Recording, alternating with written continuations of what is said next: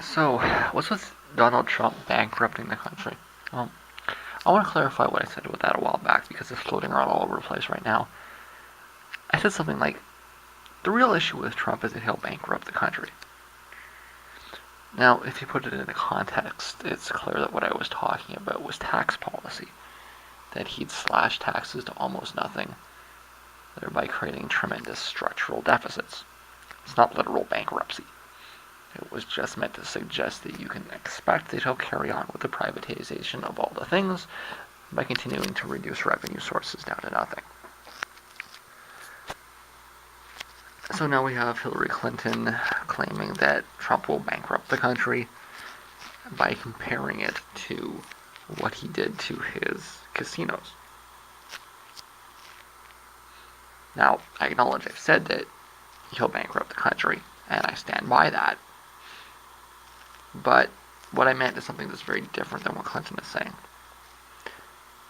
In fact, what Clinton is doing here is once again demonstrating the absolute demagoguery that's defined her candidacy. She knows that what she's saying doesn't make any sense. But she's taking advantage of her perception of other people as being ignorant and uninformed. In her mind, most people don't really understand issues very well. In her mind, what people understand are identities. In her mind, people are very easily misled by nonsensical conservative propaganda. And what she thinks she's doing is taking advantage of that. Of course, a country can never go bankrupt, or at least a country that issues its own currency can never go bankrupt. Greece can go bankrupt because it doesn't print its own money, but the United States can never go bankrupt. And so there is nothing of any value that can be gained in comparing running a country to running a business like a casino, which can go bankrupt, except to confuse and mislead people. In fact, what she's stating here is a conservative talking point that is designed to appeal to conservatives. She's trying to take advantage of confused people and confuse them even more. And get used to that, because that's what this election is going to be like. So I spent a little bit of time this afternoon reading some interviews with Jill Stein, and falling into the same old stupid argument that people have been having for over 15 years now about whether Ralph Nader was responsible for electing George Bush or not. Which of course he wasn't, okay? But even if he was, it's just scaremongering at this point, okay? And fuck the scaremongering. You should know better. And if you're listening to me here, then you should, okay? I'm not going to argue against the idea that Nader won Bush the election. It's been debunked, but it doesn't matter. Okay, let's say it is. Let's say that Nader did win Bush the election. Here's the reality check. It would not have mattered. Everything that you hated about Bush, Gore would have done it anyways. And in fact, it would probably have pissed you off that much more because when Gore was invading Iraq, he wouldn't have created all these protests. Gore and Bush were interchangeable. That's why Nader was appealing. Rather than argue that Nader won Bush the election, you should be arguing that Gore's corporate leanings made Nader appealing. It's not that Nader created Bush. It's that Gore created Nader. And had the Democrats run somebody that was more appealing, then Nader would not have been necessary. And what are we seeing in this election? We're seeing the same thing. Here's the reality check. That Trump and Clinton are interchangeable. It does not matter who wins. And if these are your choices, then we've got the two-headed monster again. Okay? We've got the aliens from The Simpsons. It's the two-headed monster. Stop falling for it, okay? And to demonstrate my point, I have an article here from the World Socialist website, which you gotta be a little careful with. You need to be careful with all media. The Trotskyists aren't so bad. I think there's lots of arguments that I can have with Trotskyists. I'm not down with no vanguard, man. Nuh-uh. You can take your dictatorship for the proletariat and stuff it. I don't want to hear about that. But the World Socialist website is actually a little bit refreshing in the fact that it has a no bullshit approach. Very much. If you want news with no spin at all, the WSWS is just about the best place to get it from. And there's a few more articles here, and a YouTube rap battle that I'm quite fond of, that I've attached as well. It's an article for Truthout, an interview with Jill Stein, that's suggesting that if the Bernie folk don't get their way, Jill's a better option than Clinton is. And you should probably vote Green. And hence, we need to address the old canard that you can be sure the Clinton robots will be throwing around every which way. Listen, I know there's lots of Gore fans out there. I'm sorry. He was never so shit hot. And if he was, Ralph Nader wouldn't have got the vote that he got. It's the actual truth of it. I don't know if you can see that or not, but I think you probably should be able to see it. I can see it through here. What that says is that the heat is set in here to 27 degrees. And by the way, it's about 8 o'clock at night. Getting close to it. 10 to 8. I tried to open the window to let some heat in, and it just wasn't enough to overpower the air. I think it's partly because there was very low humidity today. So really, you need the humidity in here to to fight with the air conditioner, right? My logic is this: if it's 27 degrees outside, I have every right to turn the heat up to 27, in order to undo the effects of the air conditioner upstairs.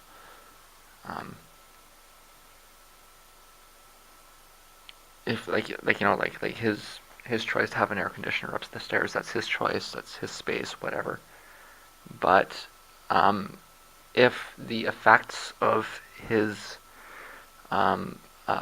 machinery upstairs are going to be such that I'm not able to enjoy the nice weather, then I think I have every right to react to that by cranking the heat, and his reaction needs to be to moderate.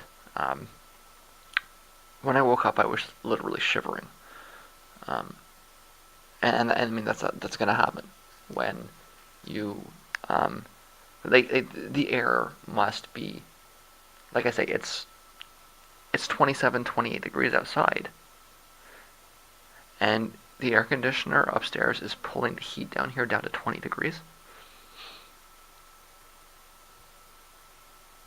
There's no, there's no open passages. That's just sucking it through the floors, right? I mean, his floor, my ceiling. And I don't really think I'm sorry, he doesn't have the right to do that, right? He doesn't have the right to steal my hot air. And if he's going to try to do that, then I have every right, I think, to crank the heat up. So that's going to be my operating procedure until I'm able to clear the cold air out of here and actually get some summer air in the basement. If it's 32 degrees outside, I'm going to turn the heat up to 32. and um, will, I mean, it's going to eventually be the case that the hot air will come in and flush it out, unless he's set some new system up or something upstairs. And if that's the case, then like I'm gonna have to blow up his like I'm gonna have to have it overheat, right? Um, and if that means turning the heat up to 30 for a week until it overheats, then so be it, right? I feel no obligation to be cold. Sorry, but so what have I done today? When I came in last night, I burnt out pretty hard. I did make myself a sandwich. I guess I fell asleep sometime around 3 or 4. But when I fell asleep, it was just, it was a hard burnout. It was a pass out. It was a fall on my bed and start snoozing. And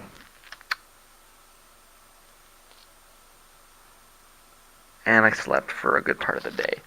I didn't wake up until close to 4, so I've actually only been up a few hours. And I've been just doing a little bit of editing. The last couple of days, I've come home. I could have done a little bit of editing last night. I could have done a little bit of editing the night before, but I didn't.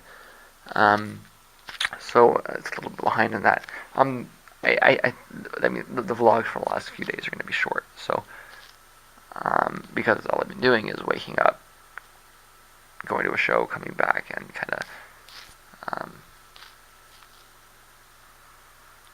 of just doing nothing and then falling asleep, right? So that's going to change today. Like I said, these are short vlogs, so it should get done pretty quick. And while I'm doing that, I should be able to get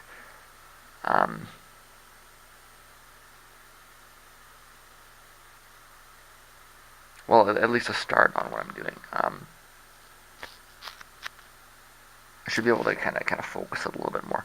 Next show's on Thursday. It's Tuesday evening, so I need to get my recycle in the morning too. But I am gonna be home. I'll be up pretty much probably all night. I'll be home all day tomorrow, and there should be, like I say, I should be a good ways to having some shape over the next few days. And then when I come back on the 26th, or when I come back on the morning, I guess it'll be Friday morning, I should have a better. June is going to have to be like, the first week or so is going to have to be like rapidly moving through. I think that the big thing I'm trying to figure out for the next little while is whether I want to do the listening as I'm building it, sort of in a one-to-one relationship, or whether I want to kind of catch up to where I was and then go back and do the listening afterwards, right? So there's still a little bit of, well, I think the flip of that is that I'm pretty sure that there's a couple of things that I'm just not touching, right? So, I mean, the truth is I already went through this stuff, right? So, and the idea that I will be touching, I'm probably not going to be touching anything else in the in-read period besides rebuilding some of those. I built a bunch of singles for the first record. I need to do that for the second record, but for the first couple of years, I don't think I'm going to touch anything, but I do want to at least go through the listening process. What I'm just thinking is that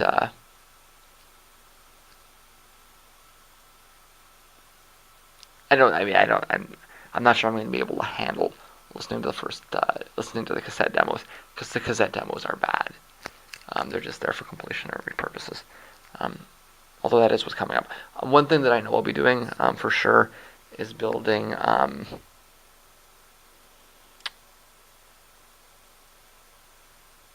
samples for all the different songs. So that's going to be a process that comes up, right? So, but I mean, for the YouTube, right? And rebuilding the Bandcamp site. It's going to be a lot of uploading, right? But I want to have everything. Yes, I do want to have everything synced. That's the way that makes the most sense, right? Is to do it all and allow it all through at the same time, right? So, because I'm pretty sure I've got everything I need to do that. It's just a process of sitting down and doing it. And yeah, ready to go. I'm gonna get something to eat first though, and there is a little bit of editing that I'll have to do in between. But I should have like I say, I should have thoughts better ordered by the end of tonight and tomorrow. So Hillary doesn't want to debate Sanders after all, and the decision is getting panned vociferously here on the Young Turks. I don't agree with them. I find I rarely do agree with them. I think she's making the right choice. Of course, from her perspective, what her best interests are, right? She's rarely going to make the right choice for the country, but she'll often make the right choice for herself. Know the language from the Clinton campaign. They want to compete in California. If they wanted to win in California, they would have said that. It's a slip that seems to have been missed and that implies their internals are negative. If Sanders wins a close race, it doesn't matter much. But if he wins in a landslide, there's a chance it might. So Clinton's optimal strategy is to keep the situation low-key in order to reduce turnout. Turning down the debate is actually a voter suppression tactic. And if you look at the situation where she is in her campaign, where he is in his campaign, where Trump is in his campaign, the possibility of getting beaten badly in California is too much of a risk. And her optimal strategy is to do everything she can to avoid that. It's going to badly harm her credibility if she loses big. If it's 50-50, or he wins, with 52-48 or something like that, then it's not going to make any difference, right? But if they go through this process, and it turns out Californians like ideas like universal health care, they think the whole tuition thing, there's a lot of people at Berkeley, maybe they might like that idea, and it might turn out that, he might win a big majority. Then what?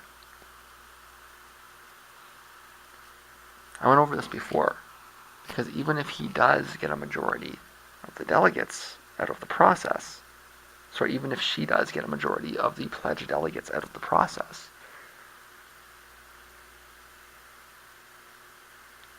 if she gets beaten really badly in the biggest state on the last day, it's really going to make her look bad. And it's going to give him the argument he needs going into the convention. Now the flip side of that is everybody's going to cry foul, right? Well, we'll see how it works out, right?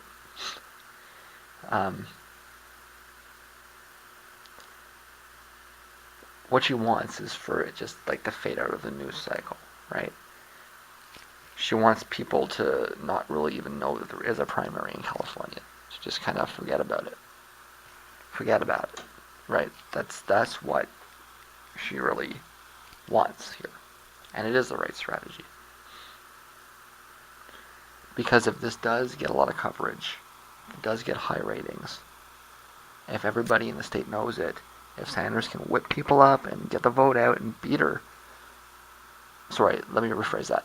If he can get the vote out, and they do the debates and they get lots of coverage and it becomes a big media issue and a big spectacle, chances are pretty high that he's going to win in a rout.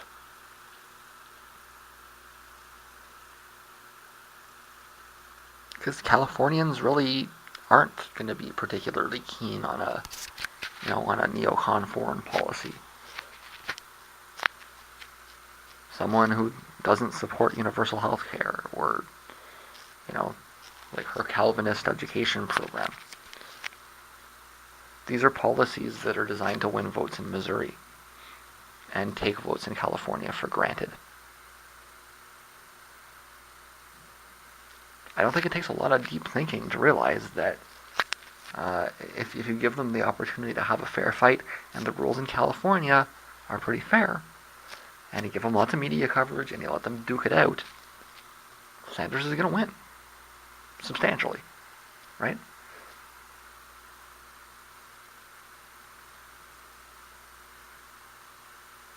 And so, I mean, like, it's a cost-benefit analysis for us, right? She is going to lose, a little bit of. I think she's going to lose a little bit of prestige in her own party, right? You're going to have superdelegates look at the situation and say, here we are. We're a few weeks before the convention, and our nominee is refusing to have a debate because she's afraid she might lose. Is this really what we're doing here, guys? You sure we don't want to think about this? And there's going to be some people on the ground that are going to lose some respect for her too. But at the end of the day, I mean, those people are going to vote for her anyways, right? The biggest issue is, how does this... I mean, I guess what I'm trying to say is that it had better work out, right? Her non-engagement strategy had better results in a split or a near split, at least, right? If she goes through this disengagement strategy and she still loses in a landslide, well, then I think that the superdelegates are going to have a good reason to lose a little bit of enthusiasm here. Because who's she fighting for? Right? But even that said, I mean, that's a very different argument than they presented. The argument they're presenting is, let's get as much... No. She doesn't want media coverage right now in California. She wants to minimize it. She wants to suppress the vote, because the more attention gets drawn to the situation, the higher the chances that there's a serious issue there. Because in my mind, the idea that Bernie Sanders could get 70-75% of the vote, that's not impossible. It's really not. So we've got this report coming up that Sanders has got some hot shots on his Democratic Platform Committee there. Sure. These are just people that have done some work for him, or he's been working with, and it's that's the list that should be on all the Democratic Party platform committees. Why does it take Bernie to get them out there? I don't know, but they're there, right? That said, I think that it's being played up a little too much. At the very least, I think we can expect an honest telling of events from Dr. West. So, we're not going to have this, politicians' reading of things. When they come out of the meeting, Dr. West will tell us what occurred in the meeting, and he may code it a little, with some, frost-flavored bullshit there, but he'll get the point across truthfully, once he softens us up a little, And don't be surprised when he explains that there was never really anything up for debate. Okay? That the Clinton-backed suits, the majority, came in with a stack of binders full of neatly printed materials from a head office, and was really looking for nothing more in-depth than an enthusiastic rubber stamp. Okay? So Sanders gets, these fairly prominent, boys and girls out there, to the Democratic Platform Committee. And he's thinking, we'll get these, we'll get this brain trust in here. They'll, make sure that we get the kind of things that we need to make a real difference. What Clinton's thinking, or what the Clinton team is thinking, is great. You got Cornel West, you got Zogby, you got, who else did he get?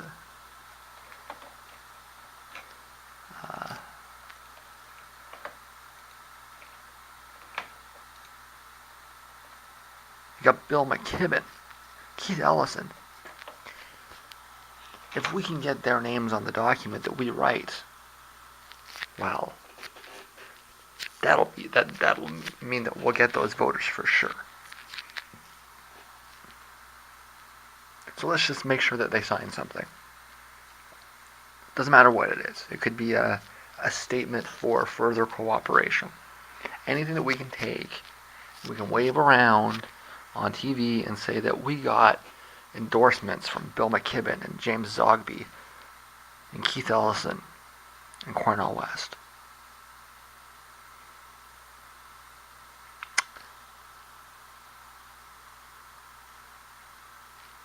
And what I'm going to expect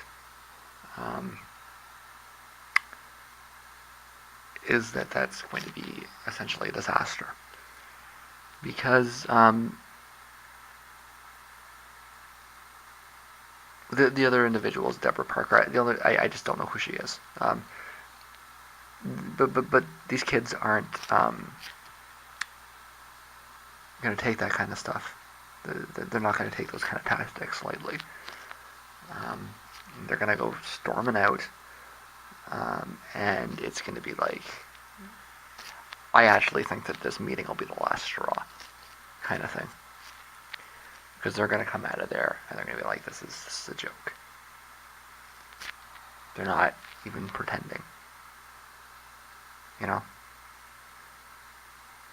This is a corporate machine trying to align its identity politics in such a way that it can take advantage of a demographic that they feel is slipping out of their control, if they ever had control of it in the first place.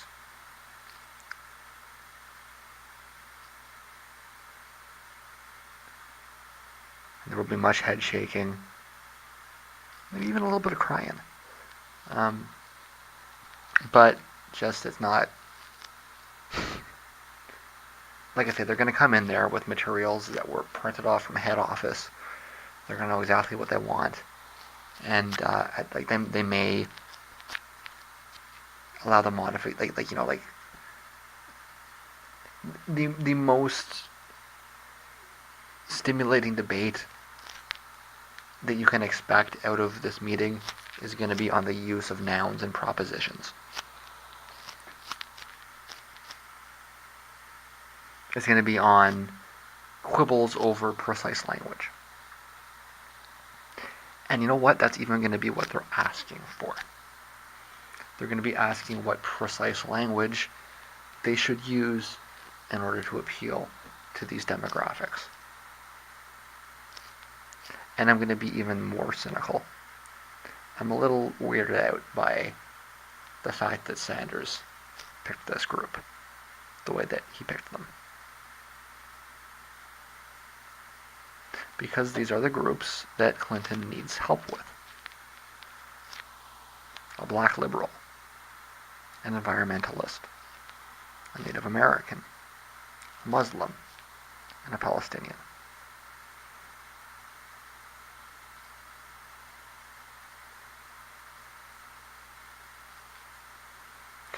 That's like, you can, if you're looking at it from a leftist perspective, it's kind of a dream team on one level. If you're looking at it from the corporatist perspective, it also is. Because it's like an ideal identity politics amalgam. And that's what they're going to be looking for out of it. How do you deliver us these voters?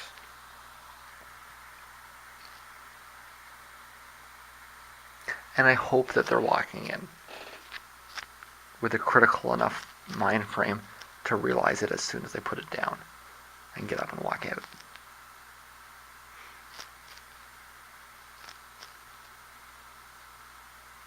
And I mean, where do you go from there when that happens, right? Like I say, I think that not only will this not result in any kind of useful platform, it may very well be the last straw from a wide swath of the left in terms of their patience with the Democratic Party in the United States. Well, it's a little after 6 in the morning, and it looks like I'm going to crash a little early. It's fine. I don't want to get something to eat when I wake up. What did I get done today?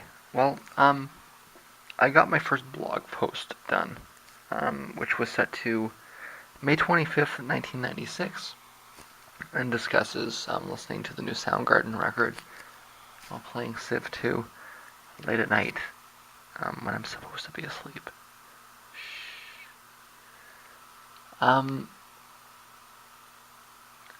That may seem minor in terms of updates, but it allowed me to figure out what I want to do mentally moving forward for the next little bit. What I'm going to need to do is I'm going to need to get everything moved into one file, at least for the next year. And the only way to do that is going to be to build it up in real time. So when I do wake up tomorrow, I'm going to want to turn the main machine on. I'm going to want to have the Aleph disk open on my main machine and have the rest of it running over here. I'm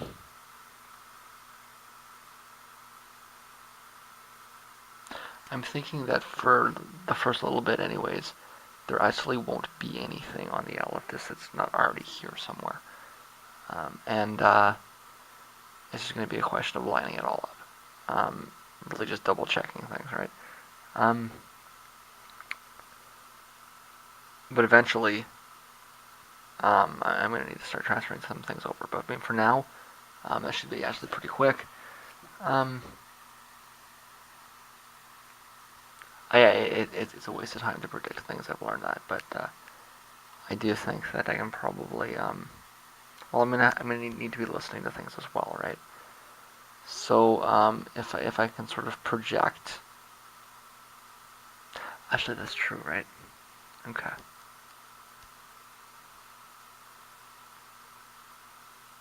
I think that if I can put the first year down, that's just the first 2 demo tapes. And if I could just, lay it all out and then listen to it after. See, this is the kind of thing I wanted to, figure out today. And it's funny how you can spend a lot of time thinking about something and then realize, well, that's part of what talking things through is about, right? Is you talk things through, you sort them out in your mind, and they make more and more and more sense. So yeah, that'll be tomorrow's task. Tomorrow's gonna be more of a normal day. Today's been kind of scatterbrained. I think I mentioned that I burnt out when I got home last night pretty hard. Now I've got the weird temperature issue. It's been a strange day, but I think hopefully tomorrow will be more normal, and will allow me to. Yeah, I think that once I sit down and do it, I should plow through the first year worth of stuff almost immediately, right? It's just a question of making sure everything is all lined up. The other thing is that I wanted to catch up to editing before I did that because I want to close my my virtual machine before I have all these different browser windows open.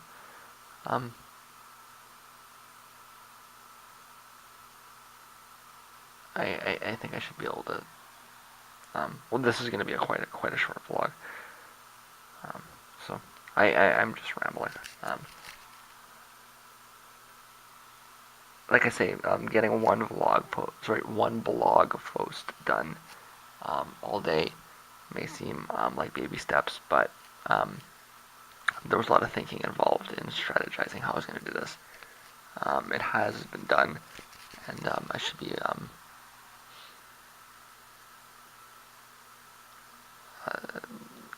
the execution should follow tomorrow.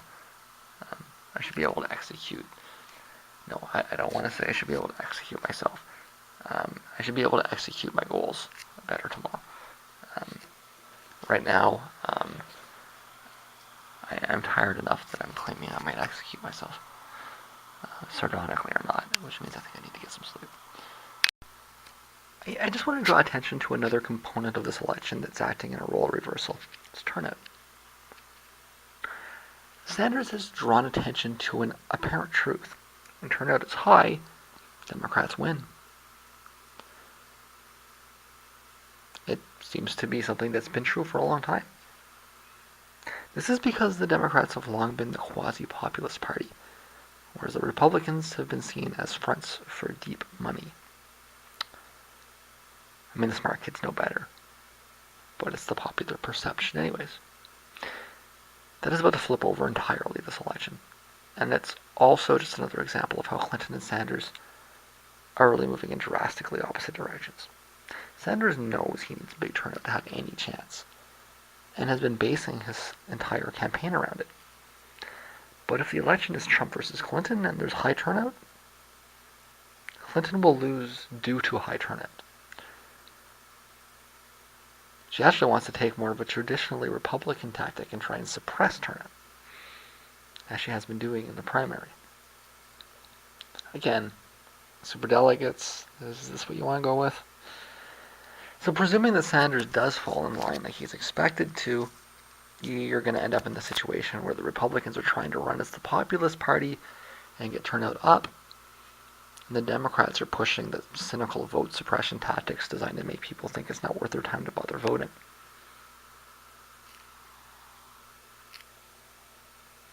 That's going to leave a lot of people with bad tastes in their mouth. I think it probably already has. The Democrats have never been particularly inspiring, sure, but I don't think it's ever been this bad. Where the Democratic nominee is, the dour old conservative in the race.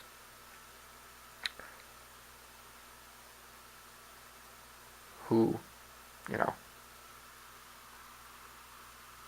couldn't get a crowd to assemble, to watch her kill herself. That's harsh.